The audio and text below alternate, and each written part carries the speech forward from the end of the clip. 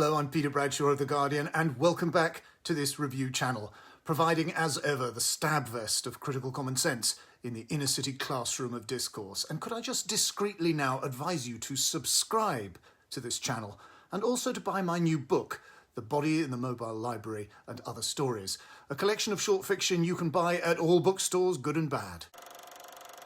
Now it's time for that intensely cherished part of this channel, when wandering and musing in the wildflower meadow of culture, we chance across something rather lovely and rather special. Yes, it's Serendipity Corner.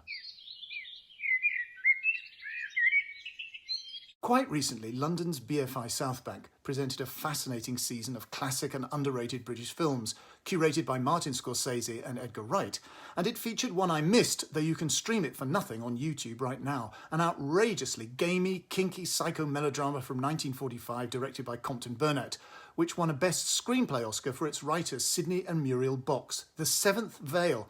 Anne Todd plays a brilliant and beautiful concert pianist, Francesca, who's been hospitalised with depression and hysterical aphonia, or muteness. Herbert Lom plays the psychoanalyst who, through hypnosis, takes Francesca back through her painful memories, which have to be peeled away to get at the inner truth of her condition, like Salome's 7 veils, although perhaps oddly, there are not, in fact, 7 distinct narrative memory stages. One of the most remarkable is when, as a teenage girl, Francesca becomes an orphan and is sent to live with her cousin Nicholas, a wealthy, misanthropic bachelor, played by James Mason. All right, let's have a look at you. Francesca, isn't it? Yes, Uncle Nicholas. Don't call me uncle. I'm not your uncle. If you must call me anything, call me Nicholas. Yes, Nicholas. Turn round.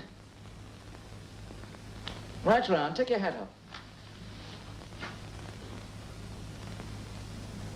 Yes, you're Florence's child, all right. Same straight back, same long legs, same nose.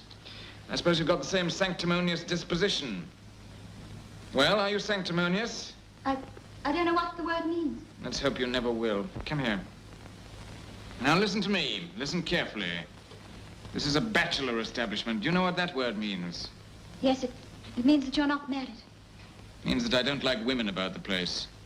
When I came to live in this house, I promised myself that no woman should ever enter it. So far, none ever has. You're the first. I see. What do you see? I'm to do my best not to intrude on your privacy more than I can possibly help. Ring the bell. Please. Yes, Uncle. Yes, Nicholas.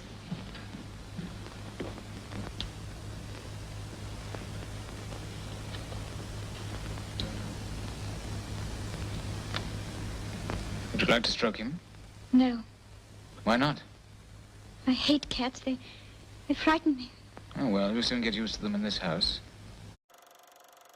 1945 was perhaps the last historical stage at which an outrageous Freudian moment like that could be presented deadpan to the film audience, as if its sexual connotations were an accident.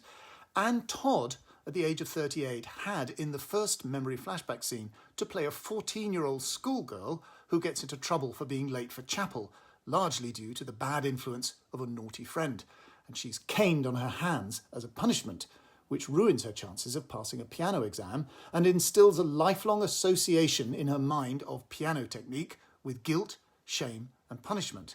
Nicholas himself walks with a cane. Later, she will take up the piano again at the insistence of Nicholas, a music lover who sees her talent but drives her with the same fastidious distaste for laziness and sloppiness and indeed femininity that governs his behaviour in every other walk of life.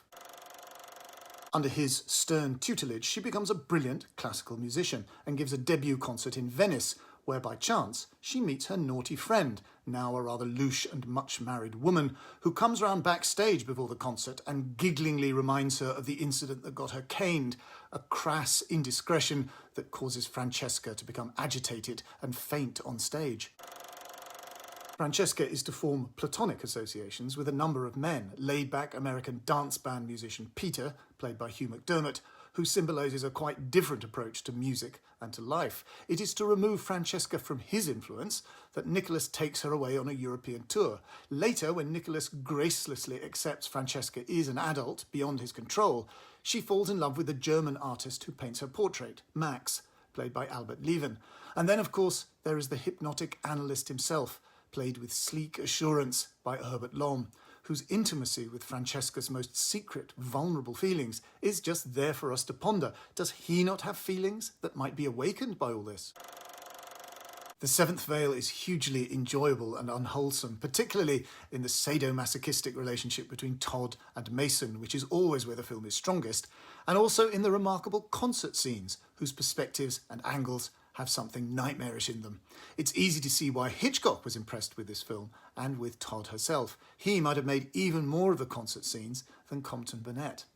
Perhaps its true fascination lies in James Mason, who manages to make his character much more hysterical and irrational and unmanageable even than Francesca, though, of course, less talented. You can stream The Seventh Veil right now on YouTube. A treat is in store. And so we lower the curtain on another vlog. Please give it a like and a share on your socials. Please subscribe and tell me what you're enjoying at the movies right now. And please, oh please, buy my new collection of short fiction, The Body in the Mobile Library and Other Stories. Details given below. See you next time.